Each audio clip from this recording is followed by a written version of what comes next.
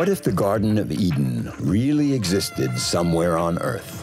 Botswana, a land of savanna and desert in southern Africa, is heir to a wealth of wildlife.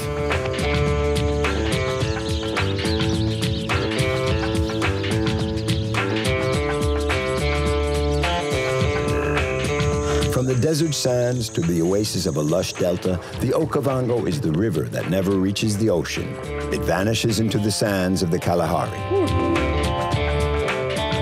Botswana, with its 2 million inhabitants, has managed to preserve its magnificent wildlife. This is a safe haven for elephants. You can't find a more beautiful sight than this, hey? This is paradise. Someday, Botswana may be their last refuge.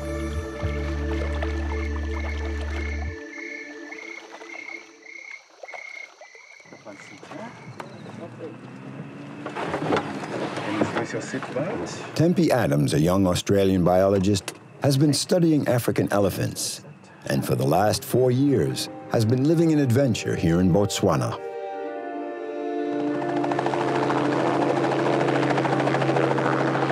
Tempe prefers roughing it in the splendor of the bush to the comforts of a laboratory in Sydney.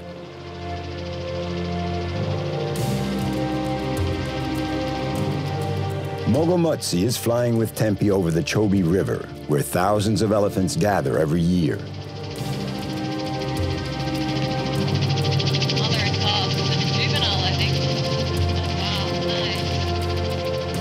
The helicopter allows them to spot the herds that are beginning to move into the northern part of the country. I first came to Botswana when I was 15 years old. It was a trip with my mum. My mum's always wanted to come here, and it was really exciting, and I completely fell in love. It was amazing. So that was over 10 years ago now, and I just kept thinking of ways that I could end up coming back and doing more work, or actually living, creating a life here and working and living here. From that first trip that we had the most incredible experience with some elephants down in an area called Savuti. And my elephant story started in Botswana. So it just, in a way, just felt completely right for me to come back after that experience. It was a way I wanted to learn more about them, and I was fascinated, completely hooked from that experience. Botswana is home to the largest elephant population in the world, 130,000, more than a quarter of all of Africa's elephants.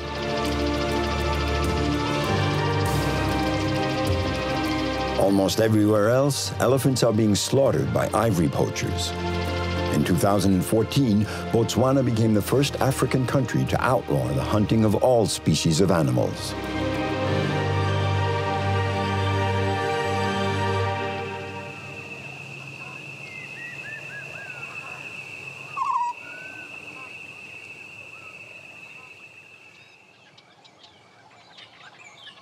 Tempe is completing her doctoral thesis in zoology and at the same time working for an NGO, Elephants Without Borders. For 4 years, she has devoted herself to the cohabitation of humans and elephants, which presents certain problems. Each of these colors represent a different elephant, a GPS satellite-colored elephant. So in each point represents hourly movements, where that elephant was. I'm basically trying to look at ways in which humans and elephants can coexist. So I think it's absolutely possible. With human development, with maintaining the wildlife as it is, I think it's absolutely doable. And that's kind of what I'm exploring, different ways in which we can coexist and getting the human side of the story, but I also very much study all the wildlife that comes into the human areas. And I think it's really promising. My results have been really promising. Like if we can make it work in Botswana, where we have the world's largest population of elephants, then I feel like we really could make it anywhere.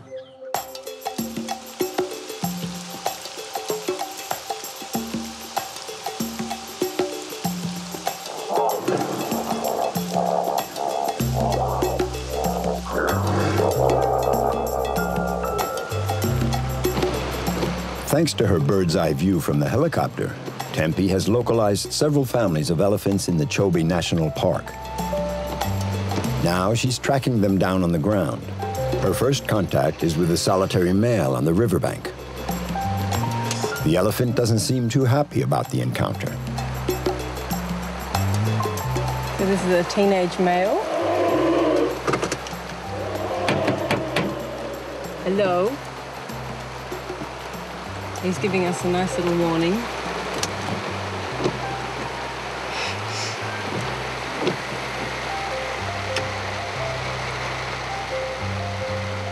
He's just checking us out. He's saying, "What are you doing down here? We've come to see you." Simple intimidation.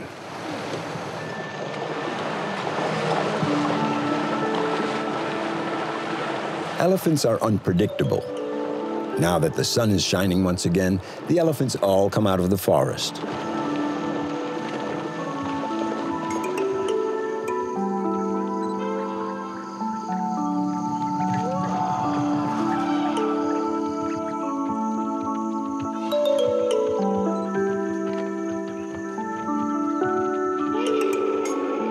Tempe spends days on end observing their behavior.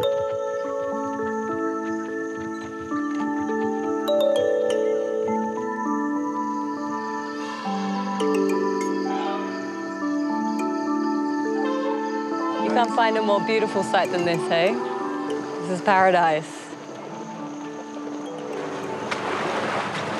If they just, look at them, they're just so magnificent. Every single time.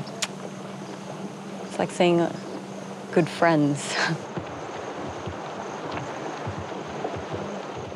Just these mature females, they're just, yeah, they're so unperturbed with us, and they've got the really, really tiny young calf, so often they'll be quite cautious when they've got a really tiny youngster, but not at all here. I mean, they're so comfortable. And, oh, look, there's the youngster.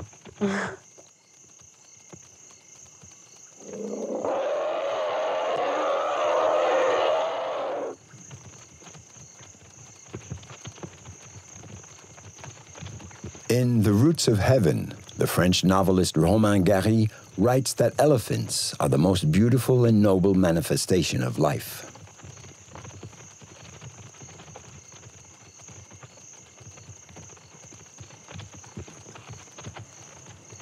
I live the dream. I get to be out here in paradise watching these incredible animals.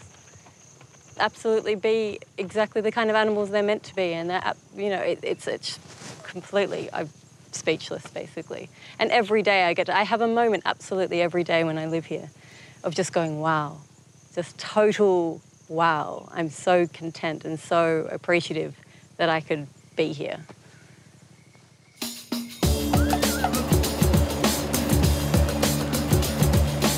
The region where the Chobe River flows into the Zambezi borders 4 countries: Namibia, Zimbabwe, Zambia, and Botswana. 20,000 people share the area with thousands of elephants. See how the fences are destroyed there? They come across the road, climb into the fences there, then walk or see there's no fence this side.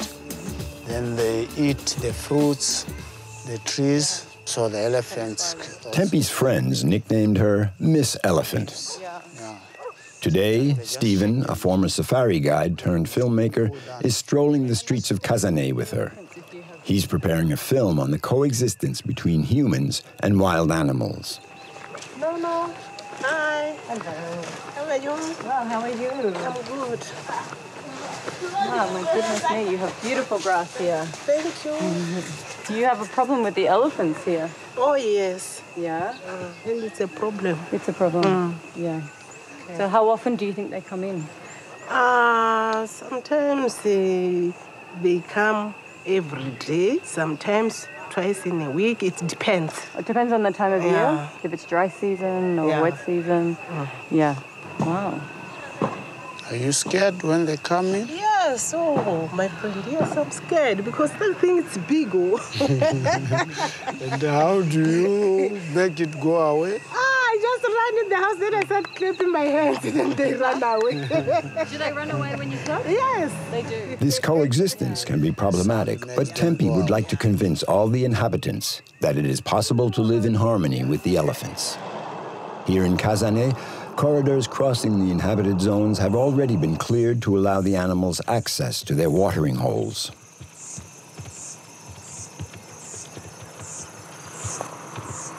Elephants or animals have been there before. We're taking much of their territory by building more airports, more farms. We leave them with less space for food because we take up their trees, grass, and so they get confined in a small area whereby there's congestion and competition for food. That's what leads them to end up even attacking gardens or some farms for local farmers.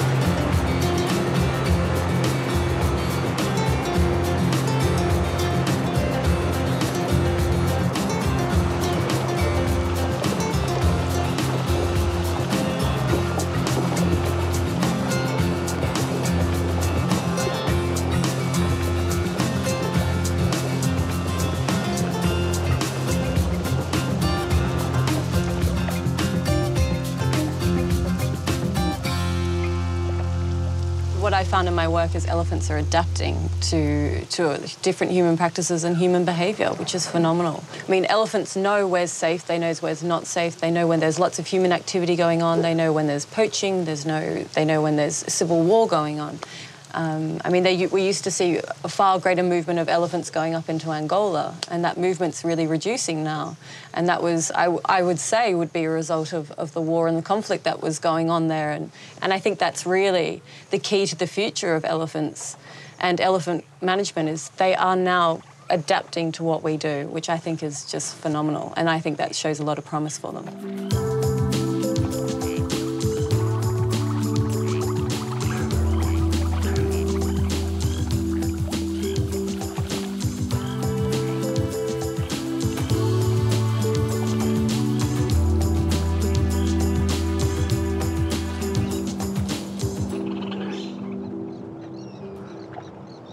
The Okavango Delta in the northwest corner of Botswana is a priceless jewel of Africa.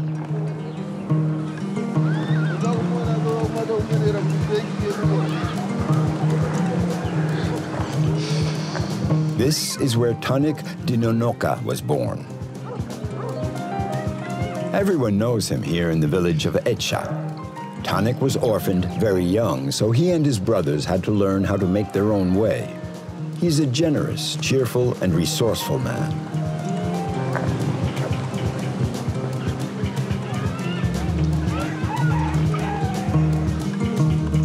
My name's Katanga Tanik Dinonoka. I'm born in Eta 13 village. I'm just working as a fisherman or a farmer in Eta.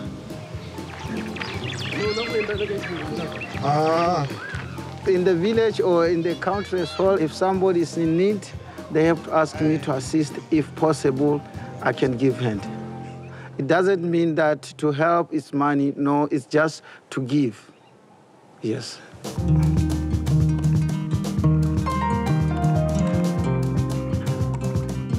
Tanik is a skilled jack of all trades and is always willing to lend a helping hand. Right now, it's Andrek, the village elder, who is in need of help.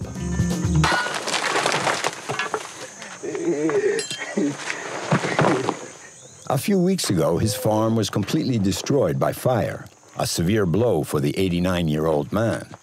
Tanik has promised to build him a new hut. This one is really deep down.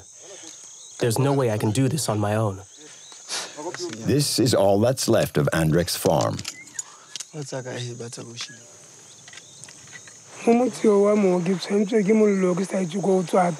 My house burned down. I don't know how it started. I was sleeping.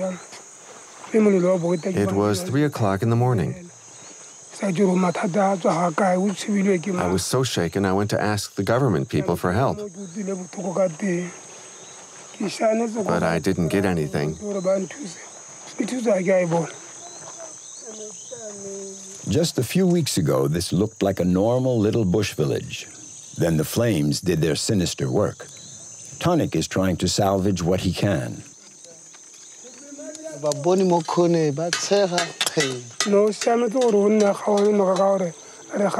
This is an ideal spot because we're close to the river. It's not possible to live far from a river. Like all people, we need to live close to water.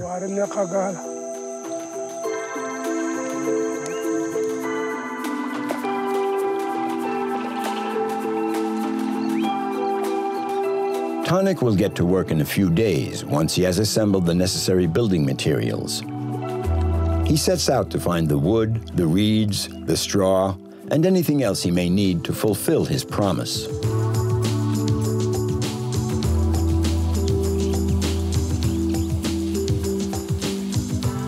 Tonic and Andrek live in the heart of a region that is one of a kind, the delta of the Okavango, a river that seems to refute the elementary laws of geography. The waters of the Okavango never reach the sea, for the river vanishes into the sands of the Kalahari Desert. Despite that, it remains the lifeblood of the men and women of the region.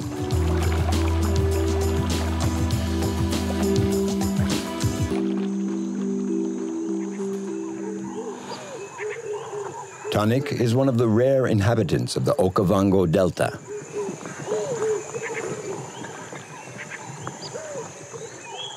The Okavango is also a haven for hippos and Nile crocodiles, two of Africa's most dangerous animals.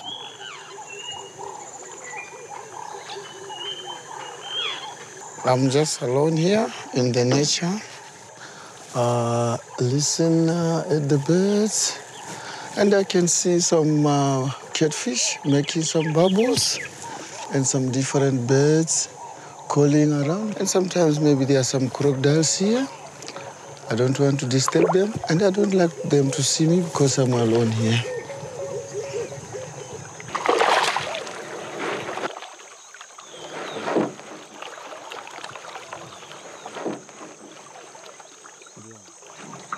Today I'm very lucky because I can see I had 3 fish and 1 bubble fish, which means I had a lot.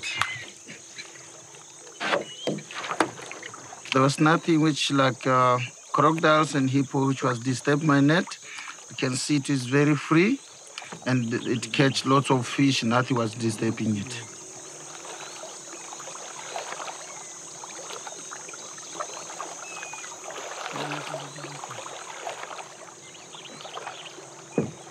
The calm, clear waters of the delta are teeming with fish.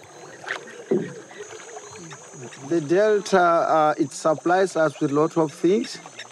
Like with our building materials, we get it from or in the delta, like reeds to make our traditional walls, our compound, the grasses to thatch our house, even our transport, the mukoro. We use the water from the delta to drive from one area to the other to fetch all those materials which are needed in our place.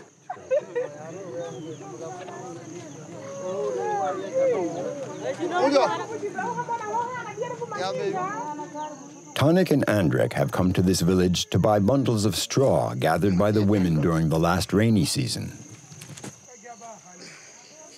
This little village of the Okavango is specialized in basketry and straw for thatching roofs.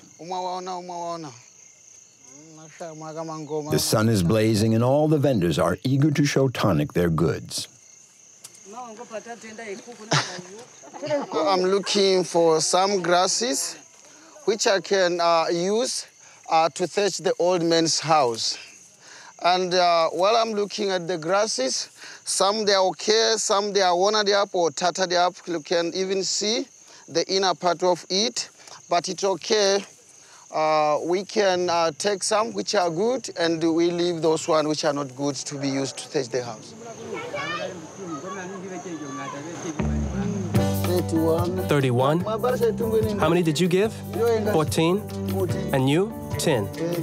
And 7 here. That makes how many in all? 10, Tanik needs about 30 bundles of straw to thatch the roof. That'll bring in a tidy sum for the village.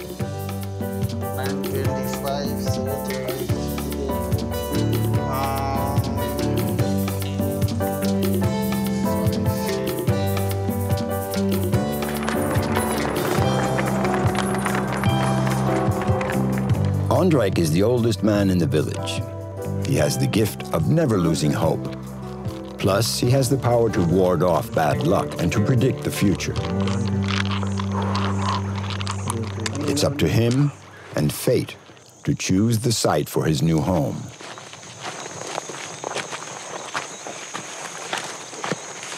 And here's the outline of Andrek's new hut, a few hundred meters from his old farm.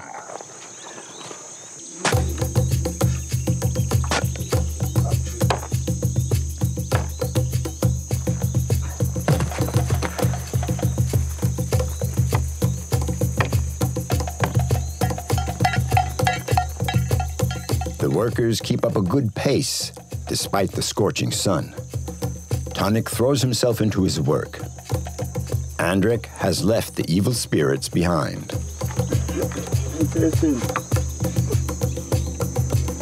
Tanik has recruited 2 colleagues to help him, Love Moore and Jimbo, both sympathetic to old Andrek's plight.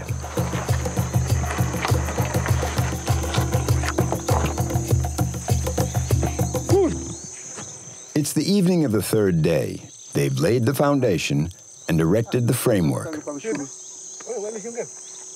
Yeah, I'm very proud of what I did. So this is one of the very best house that I normally build, but it's the best when I'm looking at the pay lines. They are very, very well prepared. Even looking at the structure is very nice. This evening, the silence of the dusk is pierced by the beating of drums and the singing of women. It's the beginning of winter in Botswana. This celebration marks the end of the rainy season.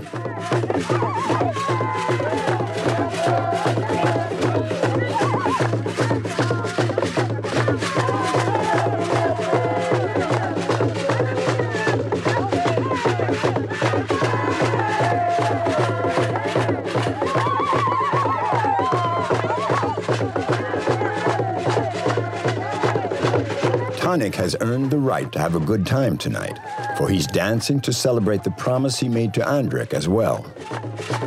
In a few days, the hut will be completed, but there's still a lot of work to do.